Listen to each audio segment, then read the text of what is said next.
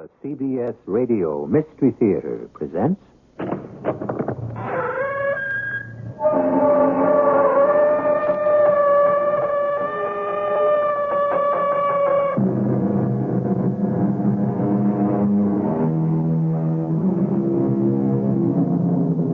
Come in.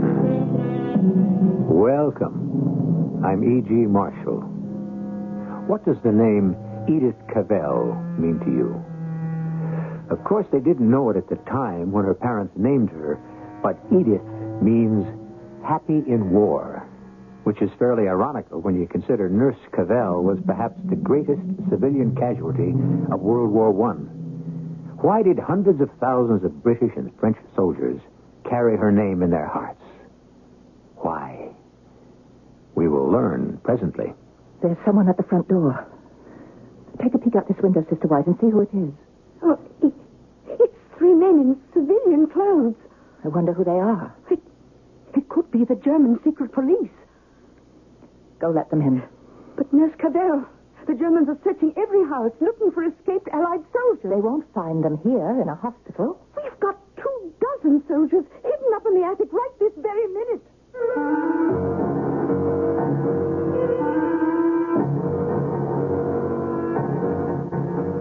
Our mystery drama, Angel from England, was written especially for the Mystery Theater by G. Frederick Lewis and stars Marian Seldes. It is sponsored in part by Contact, the 12-hour cold capsule, and Buick Motor Division. I'll be back shortly with Act One. The new mid-size Buick Regal. It meets the demands of today A little science. without losing the special things about Buick that people have always loved. Now that's some trick. A little magic. On the outside, it's trimmer than last year's Regal coupe. A little science. Yet there's more headroom, more legroom, more trunk A room. little magic. With the wizardry of a turbocharged sport coupe. A little science. And such traditional Buick qualities as luxury, elegance, and prestige. A little magic. The new Regal, a down-to-earth dream car. At your Buick dealer. They surely will astound you. The amazing things you see. Just how they built the wonderful. How can such things be? A little science. A little magic. A little science. A little magic. A little science. A little magic. A little...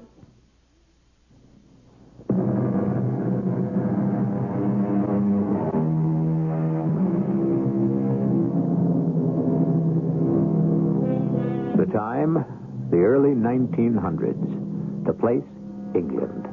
The person, a beautiful and intelligent English girl. The problem, what shall she do with her life? She is graduated, been a governess to 4 Belgian children for 5 years, returned home to nurse her father through an illness, and will tell you her favorite stanza is by Henry Wadsworth Longfellow, which says, "Lives of great men all remind us we can make our lives sublime, and departing, leave behind us footprints on the sands of time." That was then the makeup of Edith Cavell, a young woman whose special nature actually beckoned the hand of fate.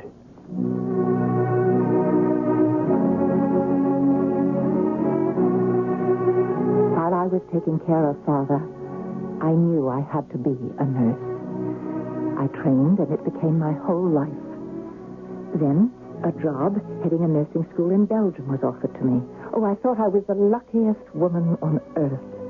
Many girls came to us, were trained into fine nurses, and I myself learned as I taught. Every year I go home to Norfolk in the north of England for my mother's birthday. July of 1914 was quite different. Germany had declared war. I knew my place was back with the Red Cross in Brussels. There would be many wounded. Colonel Boucher! Colonel! Over here. Sergeant Meechin. Is that you? Yes, sir. Sergeant Meechin, sir. How badly are you wounded? I didn't get out. Sir? Germans will have us all in that crossfire.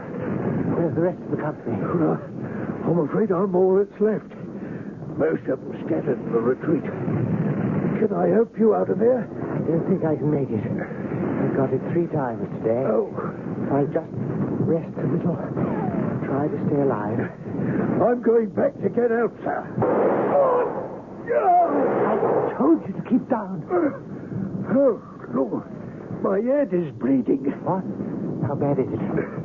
Oh, I do regret the inconvenience to you, Colonel. Better tie something around that scalp. Well, it's amazing, sir. It doesn't hurt at all. I suppose that means anything, sir. Only that you've got a very hard head.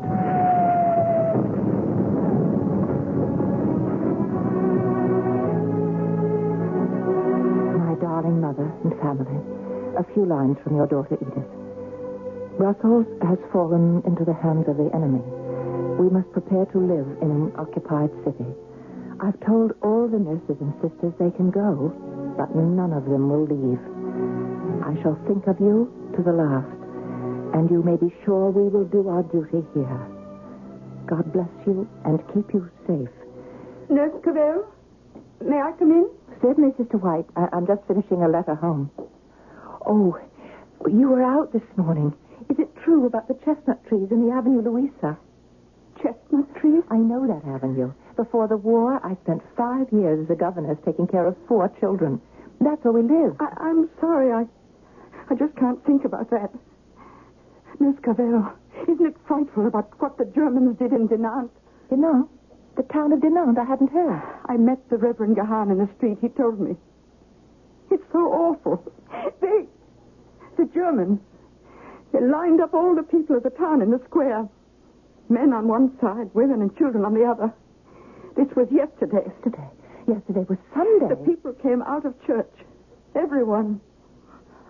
All day the people waited in the square, guarded by soldiers. I can't go. The men were shot. Women, too. The German soldiers stood in the center of the square and fired. Kept on firing until every single soul had fallen. 600 people, men, women, children, and babies. Oh, my God. And yesterday was Sunday. Sister White, I want you to come out with me now. I am told the chestnut trees on the Avenue Louisa are blooming for the 2nd time. I was going there to see them and mail my letter. Chestnut trees. You see how little attention nature pays to man? Man destroys, and overnight, nature blooms again. Life is renewed.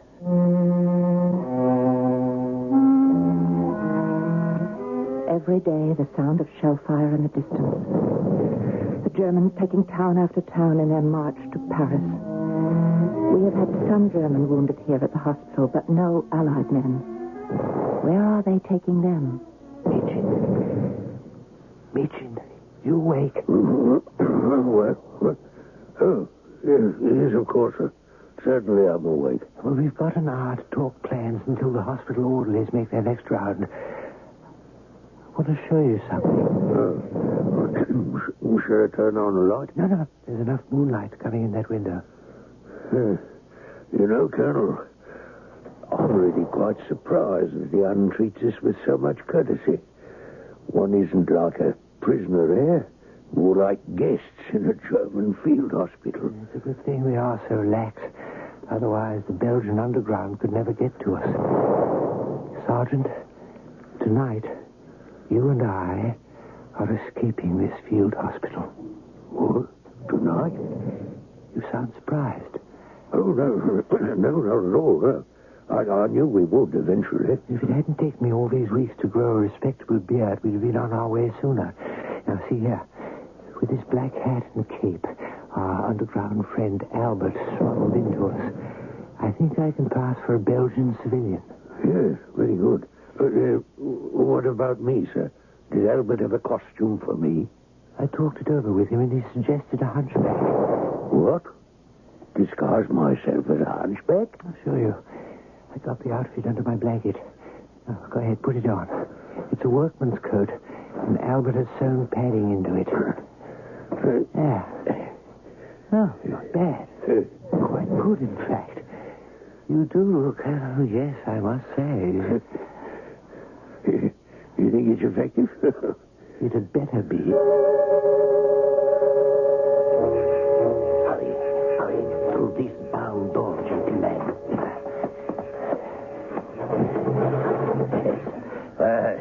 Welcome, gentlemen. Ooh, Albert, old friend, good to see you. May I say, Albert, I'm equally happy to be here. I don't think I could have lasted much longer. You had no problems with the sentries or the doctors? No, not at all, Albert. At 2, we walked out the door. What time is it now? A little after 6.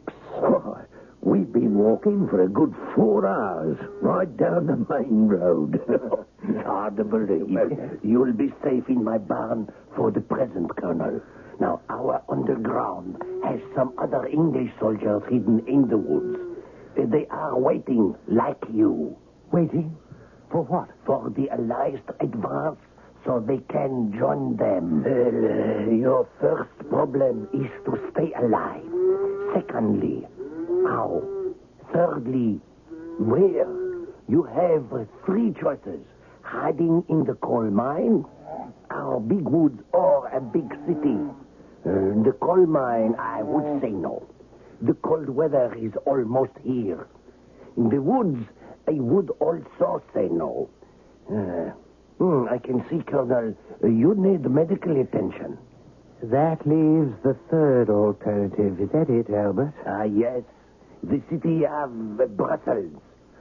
I will myself bring you both to the station, get you train tickets to Brussels. You both sit in different parts of the train, and I shall make the arrangements so you are met when you arrive. Yes, but Brussels is occupied by the enemy. How can we stay out of sight? Oh, well, there is a nurse who runs the Red Cross clinic, and you will go there. An English woman. English? Oh, well, we shall certainly get good treatment for the Colonel's leg. Yes, well, it is not only her medical knowledge you will find useful. Ah? What do you mean, Albert? She has managed to hide in the hospital several escaped French soldiers. Ah, splendid. Think what she might do for 2 Englishmen. Perhaps even get us across the border. Oh, yes, quite possibly. Well, then, what are we waiting for? Let's be off for Brussels. I need 2 days to make the arrangements.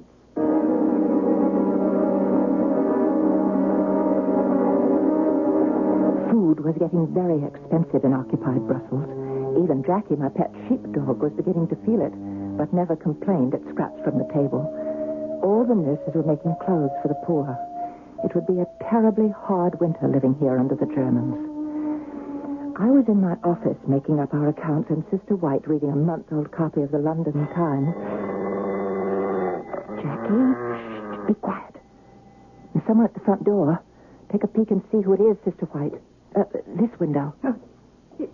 It's 3 men in civilian clothes. I wonder who they are. It could be the German secret police. They look disreputable enough. Go let them in.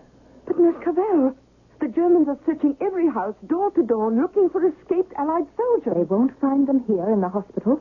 We've got 24 soldiers hidden up in the attic right now. Sister, don't worry. Jackie, shh. Open the door before they become too suspicious. And bring the 3 of them right here into my office. Then leave us. Alone?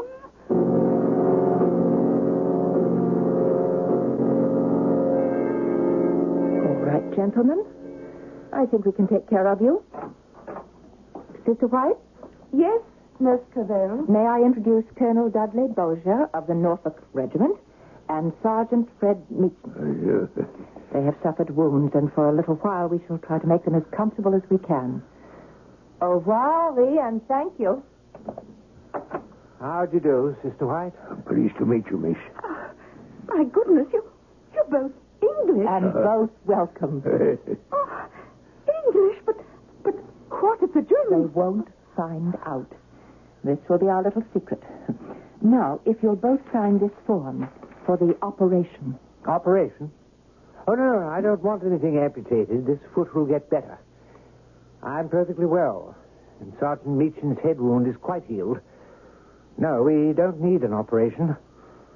I thought you were going to help us cross the frontier. That, gentlemen, is the operation. This was how it began.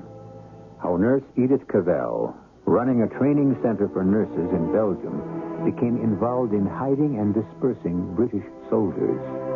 The colonel and the sergeant were the first of actually hundreds of Allied soldiers who were not only healed at the hospital, but when well enough, were spirited across the border back to England to rejoin their regiments. I shall return shortly with Act Two.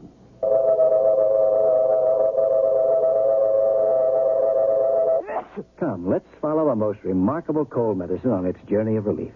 A medicine is contact. The same 12-hour contact you can buy. Though it weighs no more than an aspirin, the capsule is packed with enough medicine to help relieve cold symptoms caused by every known virus. A sip of water, and we're off. Contact begins its work. The 600 tiny time pills leave the capsule on their own important journey, each in turn releasing its precious medicine into your bloodstream, where it's needed most. Relief begins.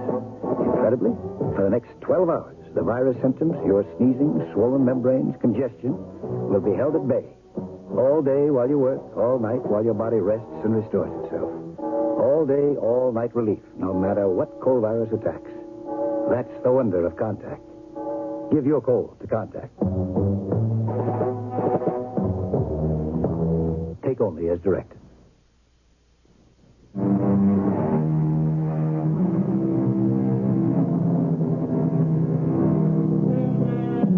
If you were a Belgian during World War I and were not called up, if you were, say, an old farmer, retired schoolteacher, an elderly shopkeeper, or if you were a woman or young girl, you did everything you could to undermine the grip the enemy had upon your country. One of the best ways to help liberate your country was to join the Maquis, the underground, and rescue Allied prisoners. Edith Cavell, in her hospital in Brussels, was the only Englishwoman who joined the Belgians in their surreptitious battle against the occupying Germans.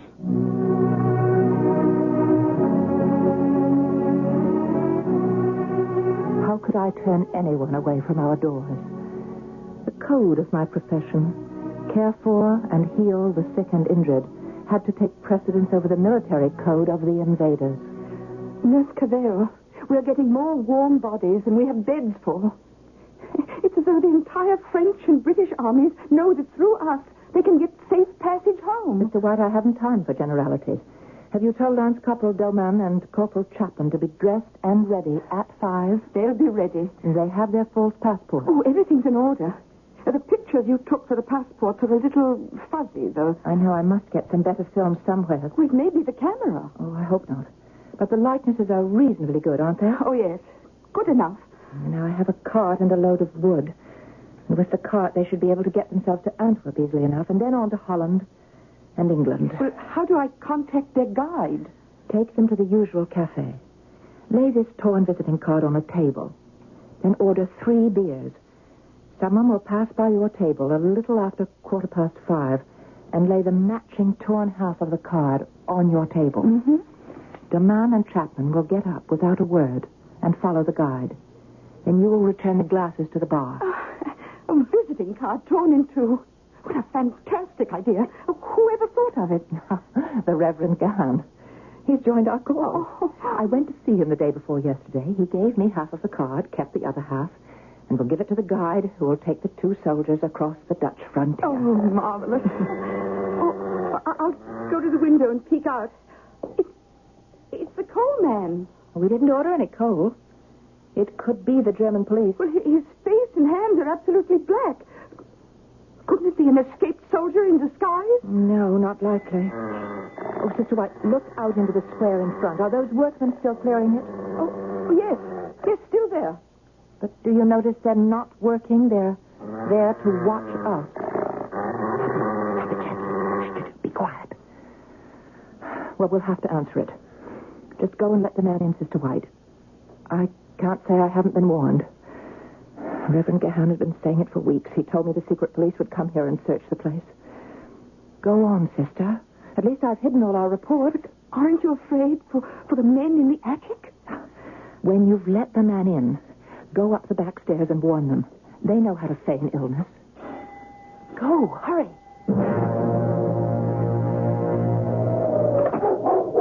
I didn't order any coal. I know you didn't.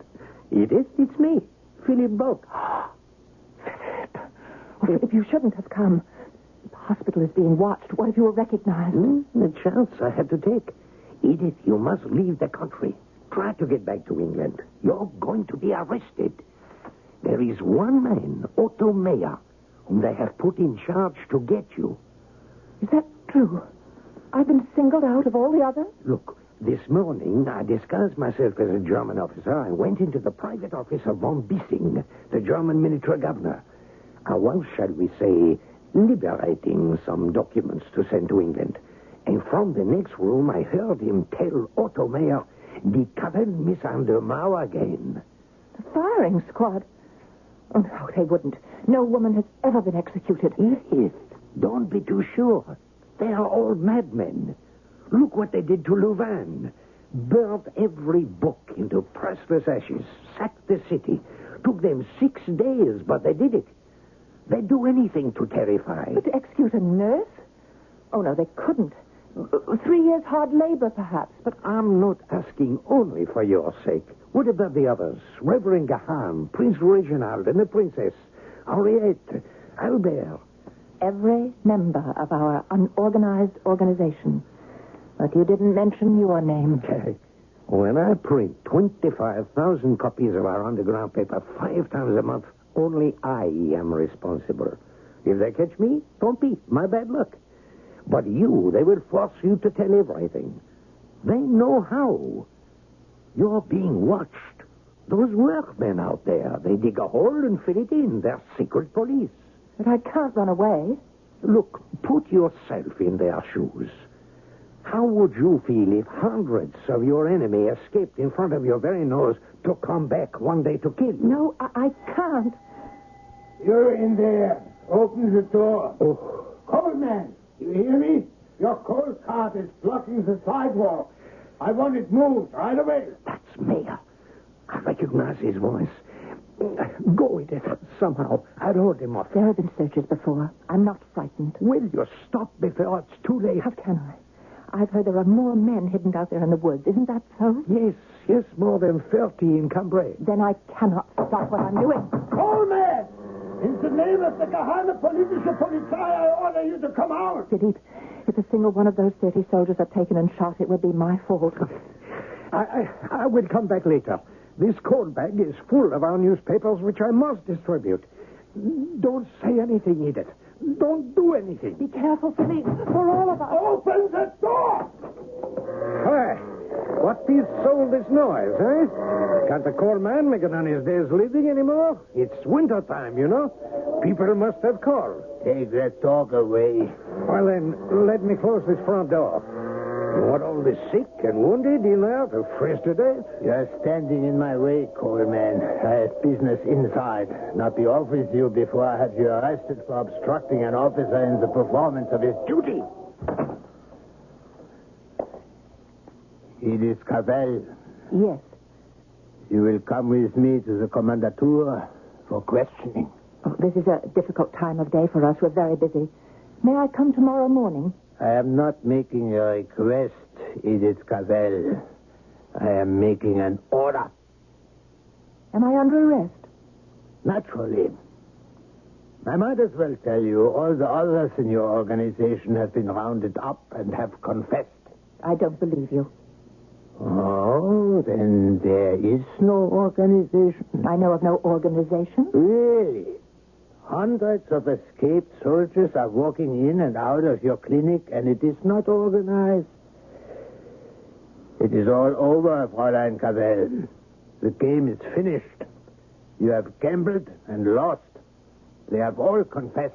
Nobody has confessed, for there is nothing to confess. Perhaps. We shall see. Put on your coat. May I write one letter. No, you may not write one letter. You may not delay the interrogation. You will come with me at once. But I can't just walk out and not leave some word. If the commandatur authorizes, you can write at police headquarters.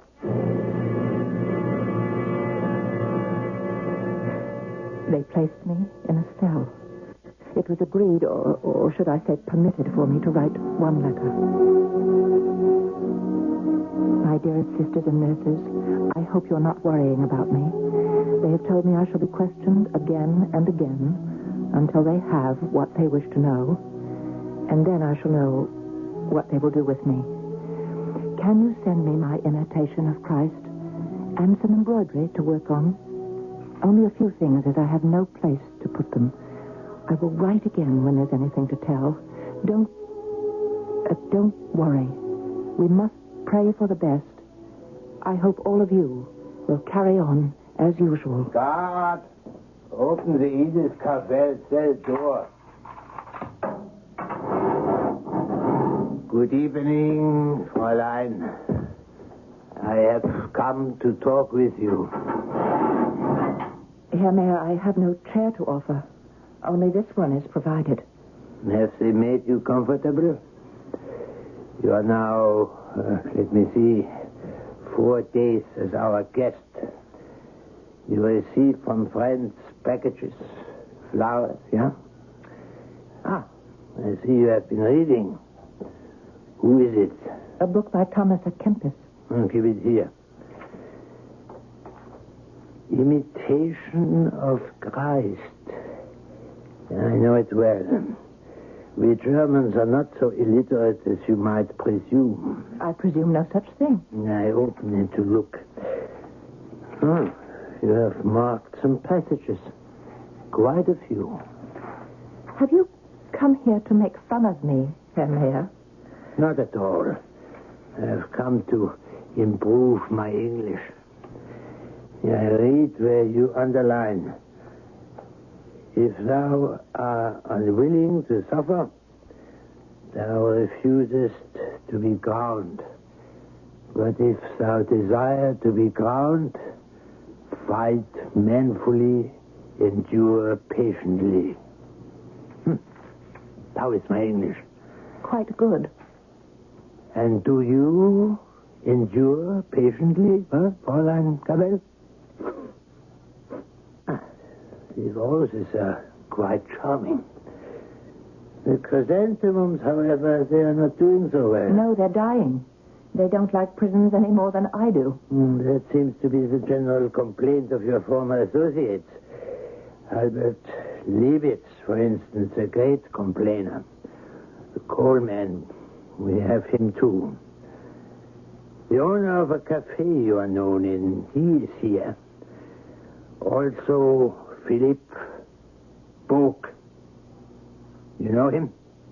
All these people are here. Did you not know?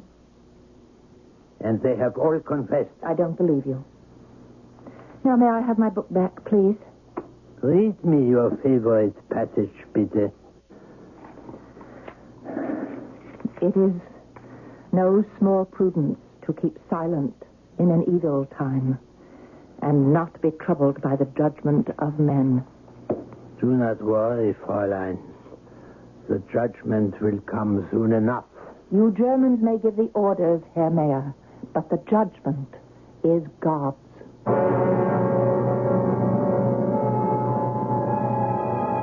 In a matter of hours, the Germans reached out and choked off that courageous lifeline by which one woman gave hundreds of fighting men a second chance to fight again.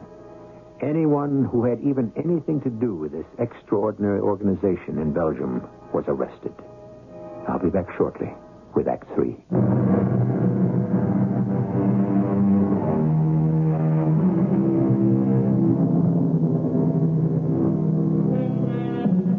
When the Germans could not force a confession from Edith Cavell, they forged a confession.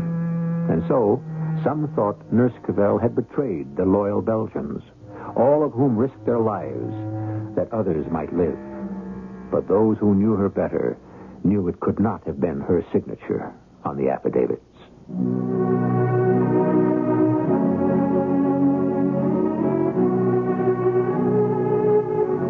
dear sisters and nurses, thank you for my imitation of Christ. Will you also send me my little prayer book? And thank you for looking after my dear old Jackie. Please brush him sometimes and take him for a walk. He enjoys it so. Will you please send me at once my blue coat and skirt, white muslin blouse, and my gray gloves? I would like to wear them for the trial. Love to all. I hope to see you all soon, as time may be short. Your matron.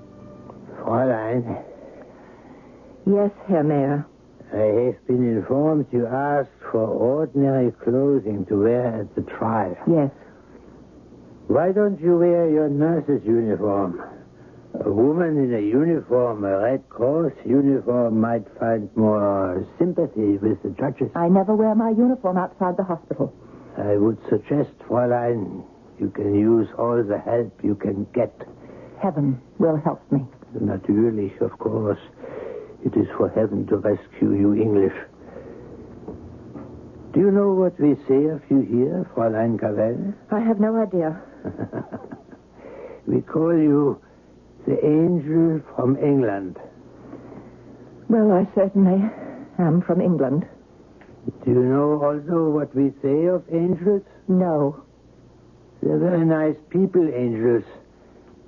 But too bad, they are all dead. Dear sisters, your delightful letter gave me great pleasure. And if I have not thanked you for your lovely flowers, they have made my cell gay. The roses are still fresh, but the chrysanthemums did not live very long. I'm happy to know you are working well and devoted to your work. If you were in my place, you would learn how precious liberty is.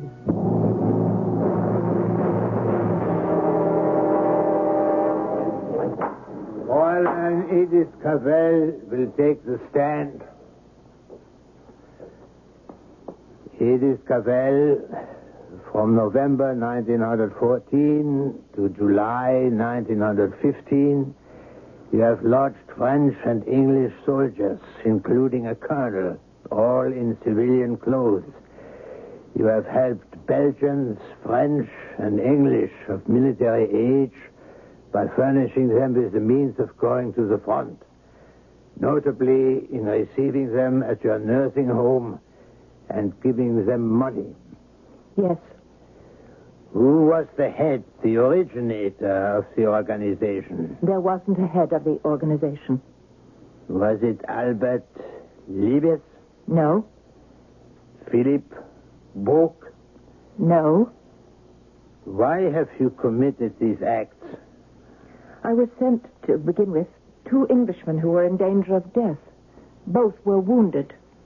Now, Fräulein, once these people crossed the frontier, did they send you news to that effect? 4 or 5 did so. What did Philip Book do? What was his role? I knew Monsieur Book very little. I met him a few times. I don't know what his role was. In your signed affidavit, you gave names of those you recruited for this clandestine work. There were no names on the document I signed. I hold up this affidavit, and it has names on it and your signature. Are you telling me this is not your signature? I'm not saying it is or it isn't. I'm saying there were no names on the document. Yes, we know what you said. You don't have to repeat it. Do you realize your actions would be to the disadvantage of Germany and to the advantage of the enemy? My preoccupation has not been to aid the enemy, but to help the men who applied to me to reach the frontier. Once across the frontier, they were free. How many people have you sent to the frontier? About 200. Fräulein, you may step out of the witness box. You are dismissed. Is that all, Albert? They're not giving you a chance to say anything or explain anything. My sister, they are going to make short work of us all. I can't bear it. Did you see Nurse Cavell's face? So much suffering. For one who has eased the suffering of so many others. Fräulein White, to the stand, bitte.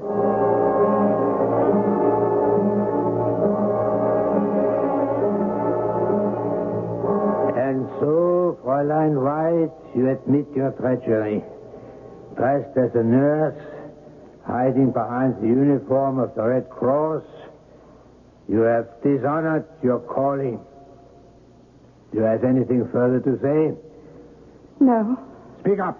I said no. Louder! I want the entire world to hear. I have nothing further to say. You wish to be a martyr like Fräulein Cavell, is that not so? Now answer me. When you were harboring the enemies of Germany, did you not know what danger you are in acting so? One must do one's duty without thinking of the consequences. One must do one's duty without thinking of the consequences. I can never forget Sister White's words. That night, when we were taken from the trial and again locked up, I asked to see the Reverend Gehan, but not yet, I was told. He would not be allowed to see me until after I was sentenced. High treason? It's unbelievable. Do you think... I think you and I and Albert and Philippe do not have very much of a chance. Yes, I feel it all going against us. But what does it matter, so long as we're not shot? Oh, if only I had your composure, Nurse Cavell. Oh, what is your secret? I have no secret, Sister White.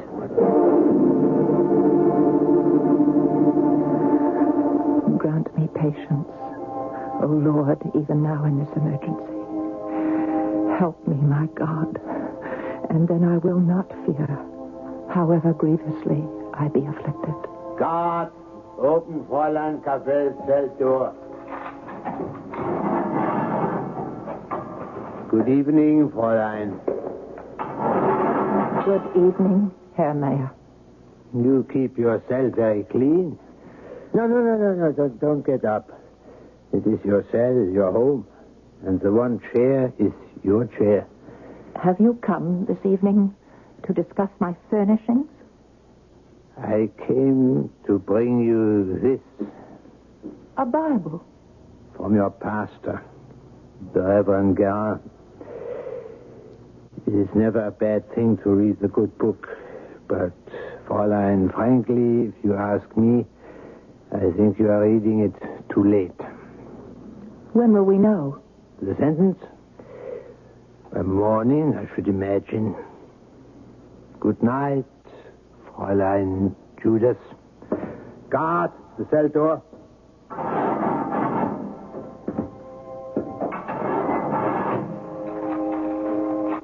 I am racked with grief of heart. I am burdened with sins. I am troubled with temptations. And there is none to help me and save me but thou, O Lord God, to whom I commit myself, that thou mayst keep watch over me and bring me safe to life everlasting. Philipp Bog, Todesstrafe. Edith Cavell, Todesstrafe. Louise Touliet, Todesstrafe. Todesstrafe. Death. For 5 of us. The others received prison sentences. Some were even acquitted. What could I write, Mother? What could I say now to the sisters at the hospital? Death. I knew, of course I knew. Deep down, I must have known. Reverend, you may go in. Guard. God be with you, my child. No. It's useless. I am English, and they want my life. Yesterday, I was thinking of the last 2 we sent across the frontier. And how you tore a visiting card in half to help us. Did they get away safely? No, I'm afraid they were caught almost at the border and have been sent to prison. They, too. How long will they give me? Only until tomorrow morning at sunrise. sun rises at 5 these days. Yes. Yes. Oh, Reverend, you must not let my death affect you so. It was good of you to come. Every day I have been asking them. They would not let me see you before. But you know, Reverend, I've seen death so often. It isn't strange or fearful to me. My life has always been hurried and full of difficulties. The time of rest has been a great mercy. 10 weeks of imprisonment? Everyone here has tried to be kind. I was thinking, even as I stood in the dock, being sentenced, and now, as I stand so close to God, patriotism is not enough. I must have no hatred or bitterness toward anyone. They would not let me even attend the trial. It was fairly conducted, Reverend. You see, under the circumstances, I did expect to be shot. Oh, now you sit, Reverend. I'll sit on the bed, and you sit on my one chair. Oh, I see someone sent you flowers. The sister. I've kept them all this time, even though they're dried and faded. But I remember them as they were once. Full of life. Do you know the hymn, Edith? Abide with me. Yes. Well, shall we say the words together? Abide with me. Fast falls the eventide. The darkness deepens. Lord, with me abide. When other helpers fail, and comforts flee, help of the helpless, oh, abide with me. But how can I be sure there is a heaven for me after death? I feel I have sinned so. I am so unworthy. Edith, do you remember the story of the thief on the cross? And do you remember the Lord said unto him, Today thou shalt be with me in paradise. And he was a thief. Edith, you have nothing to feel unworthy of, be ashamed of, and nothing to fear. Oh, thank you. I feel more at peace now. Yes, well, perhaps I had better go, as you will want to rest. Oh, yes, I have to be up at 5 in the morning. We shall meet again. Yes, we shall, Edith. God be with you.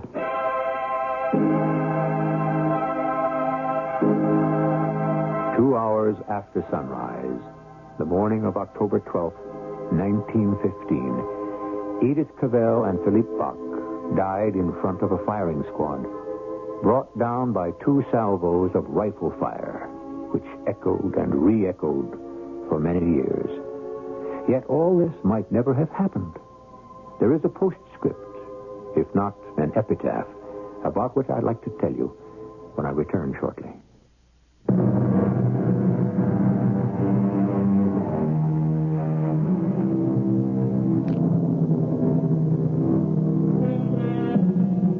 Truly, the name of Edith Cavell is among the great heroes of war.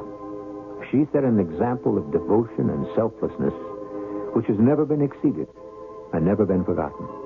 But had not Belgium been the scene of fierce fighting, Edith Cavell, like the other nurses of her hospital, might never have been heard of. There would never have been the great need for the angel from England. Was it the hand of fate that gave us this extraordinary woman? Isn't it amazing that so often, when crisis or catastrophe arises, fate sends us a savior? Our cast included Marian, Seldes, Bryna, Raeburn, Court Benson, Robert Dryden, and Earl Hammond. The entire production was under the direction of Hyman Brown. And now, a preview of our next tale. You know Gil Blake? Well, I've never actually met him, but... Correction, beautiful. You just did. Step in. The name? is Gil Blake.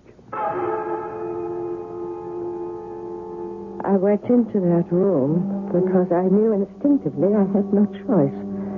There was danger there. All the old forgotten reflexes sent off a warning buzzer in the back of my head.